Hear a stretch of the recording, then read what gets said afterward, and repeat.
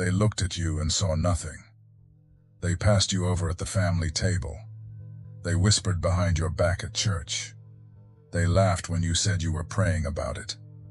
They told you that you were too much, too deep, too sensitive, too strange, too quiet, too intense, too different.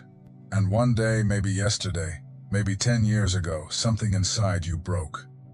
Not because they were right, but because you started to believe them. Listen to me carefully. What they rejected in you was never a flaw. It was the very thing heaven marked you with before you ever took your first breath.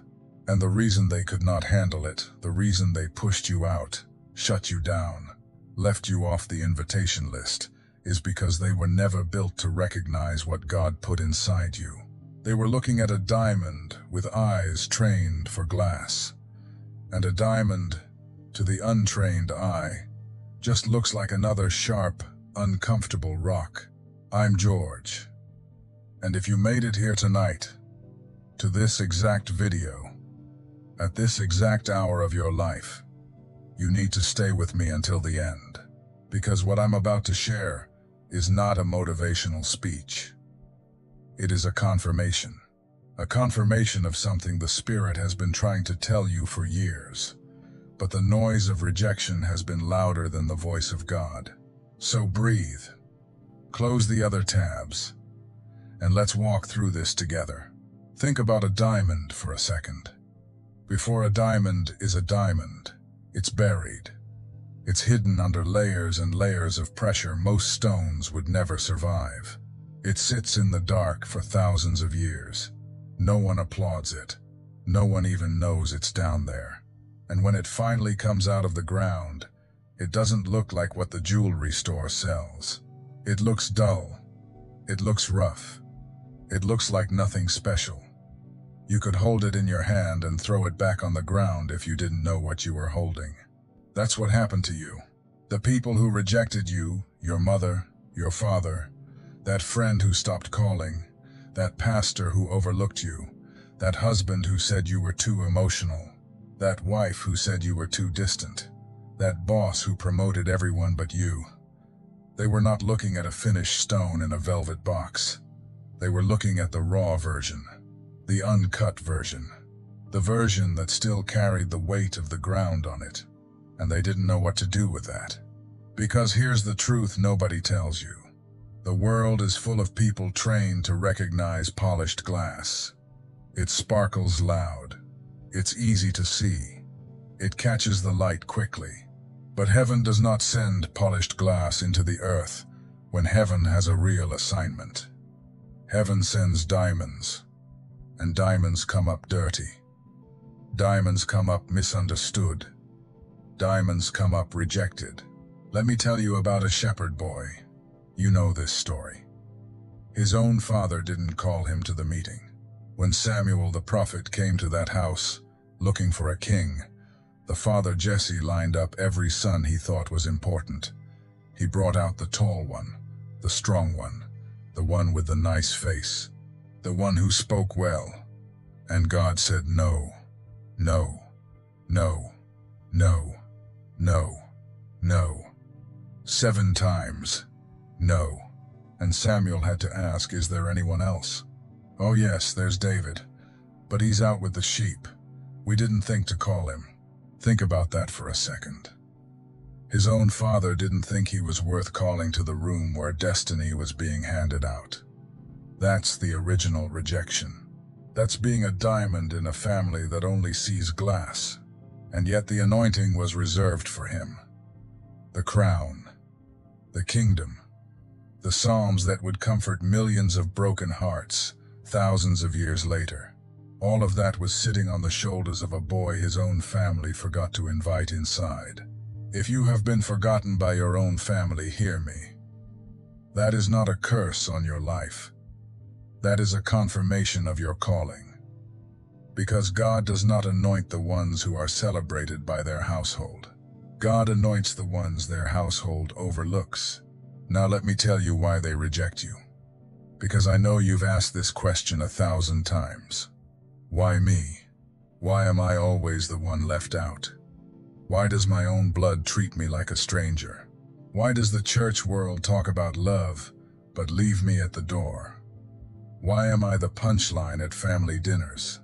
Here's what most people miss. When God places a rare gift inside a human being, that gift emits a frequency. You can't see it, but the spirit realm can. And the people around you, even if they don't know it, can feel it. They can't name it. They can't explain it. But something in them reacts. And most of the time, what reacts is not love. What reacts is the part of them that hasn't surrendered to God yet. The part that is jealous. The part that is afraid. The part that knows deep down that your presence exposes something they're not ready to face. That's why your sister suddenly got cold. That's why your father never looked you in the eye. That's why your co-workers made you the outsider. That's why the friend group slowly closed you out. It wasn't because you did something wrong. It was because you carried something they couldn't stand to be near. Light does that. Light doesn't have to do anything. Light just has to exist, and darkness starts shifting. You walked into rooms as light, and people who were comfortable in their darkness had to deal with the sudden exposure. And rather than change, most of them chose to push you out. That's the story of every chosen one I have ever met. Joseph's brothers did it. They threw him in a pit, their own flesh and blood. Why? Because every time he opened his mouth, he spoke of dreams they didn't have. And dreams you didn't receive will always look arrogant coming out of somebody else's mouth. It wasn't that Joseph was bragging. It was that his brothers couldn't stand the reminder that the sun and moon and stars were bowing to him and not to them. And so they did what rejected people always do. They tried to bury the diamond. But here's what they didn't understand. You cannot bury a diamond to destroy it. Burying a diamond is literally what creates it. Every layer of dirt they threw on Joseph only added pressure, and pressure is what forms the jewel. The pit didn't finish him. The pit prepared him. The prison didn't finish him. The prison positioned him. The silence of 10 years refined him so that when he finally stood before Pharaoh, there was no arrogance left, only anointing. If you are in a pit tonight, and you know what I mean by pit, you know the exact pit you're sitting in. I want you to stop crying about the people who put you there. I'm not saying don't grieve. Grief is real. Grief is biblical. But don't miss what the pit is actually doing. The pit is pressing. The pit is forming. The pit is turning you into something that the surface world was never going to produce in you. Because surface people produce surface fruit. And you were not called to be surface fruit. Let me say something that might sting a little. Some of you are angry at the wrong people. You're angry at your mother for not choosing you. You're angry at your father for walking out. You're angry at the ex who treated you like you were nothing. You're angry at the church that never saw you. You're angry at the boss who gave your promotion to the loud one who didn't even want it. And I understand. I'm not minimizing your pain, but I want you to hear me when I say this. If they had recognized you, you would have settled for them. You would have stayed in their small room. You would have accepted their small definition of you. You would have built your life around their applause, and God would have had to pry you out of comfort in order to get you to your assignment. So he let them reject you. Not because he didn't love you, because he loved you too much to let you be small. The rejection was the doorway. The rejection was the push. The rejection was God saying, "You are not for this table. There is another table, and I will not let you settle at the first one." Now I need to tell you something about the eyes of men. The eyes of men are broken. They have been broken since the garden. Ever since Adam and Eve covered themselves, human beings have been trained to judge the covering, not the core. They look at your clothes. They look at your bank account. They look at how you talk. They look at whether you fit the room. They look at the outside. And the outside is exactly the part of you that God is not most interested in. 1 Samuel 16:7. Man looks at the outward appearance, but the Lord looks at the heart. You were rejected by people who only had eyes for the outward appearance. And what's inside you, what God sees, is a thing so rare that most human beings will go their entire lifetime without being close to it. And some of them will stand next to you and still not see it. And you are not going to be able to convince them. Stop trying. You could spend the next 20 years of your life trying to make the ones who rejected you understand what they missed. And they still won't see it. Because they don't have the eyes for it. Let it go. Let them go. Let the version of you they rejected go. Because that version was never meant to stay small enough to fit in their hand anyway. There was a woman in the Bible. She was bent over for 18 years. 18 years. She couldn't stand up straight. Everyone in her town had written her off. They had categorized her as the broken one, the unlucky one, the one whose life was over. And she walked into a synagogue one Sabbath, probably expecting nothing, and Jesus looked up and saw her. Not the crowd, her. And he called her forward. And he said, "Woman, thou art loosed." And she stood up. For the first time in 18 years, she stood up. I don't know how long you've been bent over. I don't know what year the rejection started. I don't know how many times you've walked into rooms expecting nothing because you've been invisible for so long. But I know this. The same Jesus who looked up and saw that woman in the middle of a crowd is looking at you right now through this screen. And he is not looking at the you that the rejected world created. He is looking at the diamond that was always in there, the one they couldn't see because they didn't have his eyes. And he's calling you forward. He's calling you out of the bent-over posture, the smallness, the apology you keep making for existing, the way you shrink when you walk into the family group text, the way you over-explain yourself to people who will never understand, the way you accept crumbs from people who should have been baking you a whole loaf. He's calling you up. Now, I want to tell you what's about to happen. Because rejection has a timeline, and I believe the timeline is shifting for many of you right now. Pharaoh forgot Joseph. For 2 years. 2 more years in prison after he had already done 13 in slavery and wrongful accusation. And then one morning, out of nowhere, Pharaoh had a dream. And the cupbearer suddenly remembered. And within a single day, Joseph went from the dungeon to the palace. One day. That is how God moves. Not slowly, not gradually. Suddenly, when the time is right. What took them 15 years to reject is reversed in 15 minutes. The phone rings. The door opens. The stranger shows up. The opportunity lands. The exact people who shut you out start looking for you.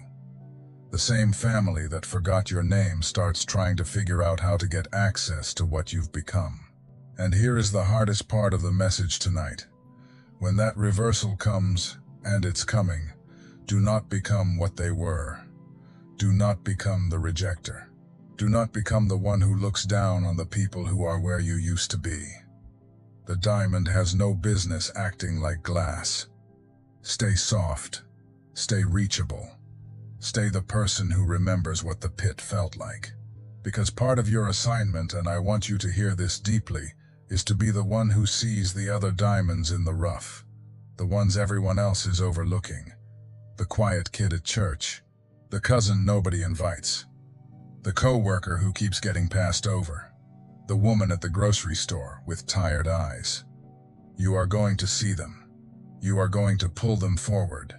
You are going to be for them what you needed somebody to be for you. That is why you survived the rejection. Not to become bitter, to become a witness. There are messages that pass through your eyes, and there are messages that pass through your spirit. If something in you recognized itself while watching, don't dismiss it. That is the spirit confirming what was already written.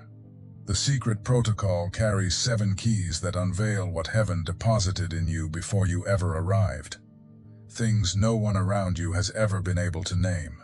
It comes with the full audiobook for your moments of prayer, silence, and encounter with God. And you also receive the Awakening Map, the guide that illuminates the 5 seasons of spiritual awakening, revealing with precision exactly where you are and what comes next. The link is pinned in the first comment, but only for a limited time. Don't let this moment pass without a response. Now I need to go deeper on something I said earlier. Because a lot of you have been comparing yourself to the polished glass people your whole life, wondering why it comes so easy to them, why they get celebrated while you get ignored, why their path looks straight while yours looks like a maze. Let me tell you what glass is and what glass is not. Glass is made fast. A factory can produce thousands of pieces of glass in a single shift. They sparkle in the light, but drop one on the floor and it shatters. Apply a little pressure and it cracks. Glass looks valuable, but it has no depth. A diamond is made slow. A diamond is made under conditions that no factory can replicate. Heat, pressure, time, darkness, and when the diamond finally emerges, you can set fire to it, and it does not burn. You can drop it from a building, and it does not break. You can hit it with a hammer, and you'll break the hammer first. Which one do you want to be? The one that gets to the party fast, or the one that lasts? The rejection slowed you down. Good. That's the process. The easy path was never the path to the real gift. The easy path would have produced glass in you. God was not interested in glass in you. God was interested in something that could carry weight, something that could hold fire, something that wouldn't crack the first time life pressed on it. And so he let the pressure stay on. He let the dark seasons stretch longer than you expected. He let the rejection sink in deep enough that it reached the parts of you that only pain can reach. And slowly, silently, he was turning the raw stone into something the world has never seen before. You have never seen anyone like you. And that is not a feeling. That is a fact. Because God does not make copies. The spirit of imitation belongs to hell. Heaven only makes originals. And when heaven made you, the mold was broken the moment you came out. There is not another one walking this earth with your exact mixture of fire, tenderness, insight, and calling. There never has been. There never will be. That's why they couldn't handle you. They had no reference for you. You didn't fit their mental categories. You weren't the daughter they expected. You weren't the son they planned. You weren't the wife, the husband, the employee, the friend they had imagined.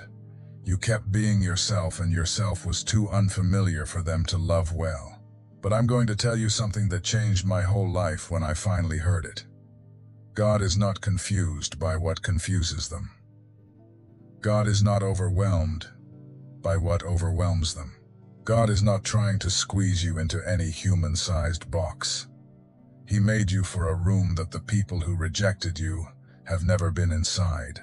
And when you finally walk into that room, you will understand all the rejection was just redirection. All the doors that slammed were actually fences God put up so that you would keep walking past them toward the one He marked for you. Your door has your name on it, and you will recognize it when you see it. Because when you walk up to your door, the thing that made you too much in every other room will suddenly be the exact right amount, the depth, the sensitivity, the fire, the way you see what others miss, the way you feel what others numb themselves to, the way you can't stop thinking about God, even when you try. All of that, the very things that got you rejected, are the keys to the door that's about to open. So stop apologizing for being a diamond. Stop dimming yourself to make glass people comfortable. Stop rehearsing their rejection like it's the summary of your life. It isn't.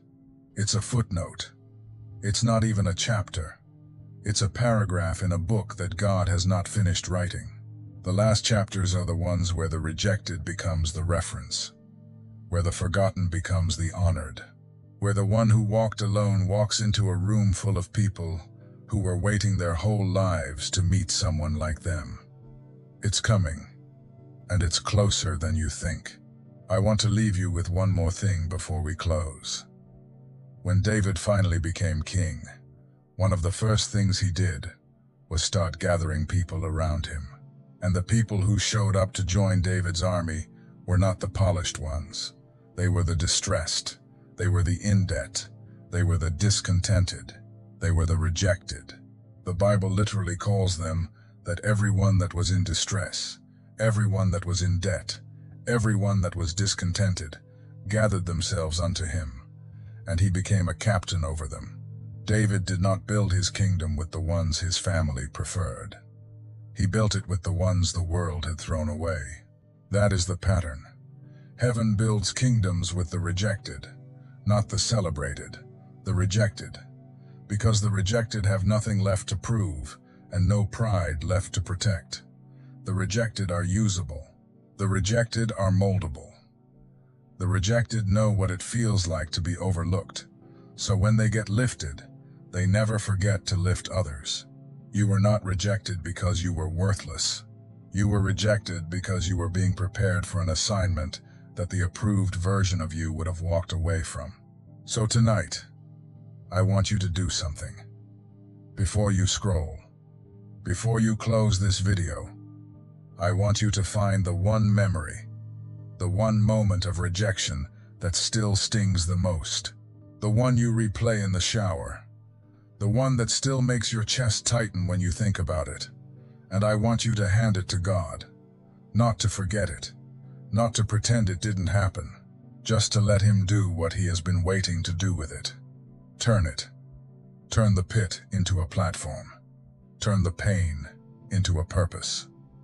Turn the diamond they threw away into the centerpiece of what He is about to build. Now, down in the comments, I want to hear from you, but I'm not looking for a generic comment. I'm looking for something specific. Write one sentence, just one, that begins with this: "They rejected me for this, but God is using it as..." And finish the sentence. Tell me what God is turning your rejection into. The overlooked gift, the misread sensitivity, the family silence, the friendship that ended, whatever it is. Name the rejection, and then name what God is building out of it. I want to read every single one, because somebody is going to scroll through these comments tonight and find the exact sentence they needed to believe they're not alone.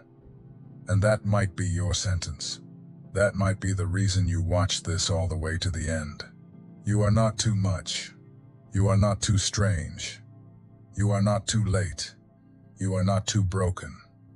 You are a rare diamond in a world trained to sell glass, and heaven is not finished with you yet.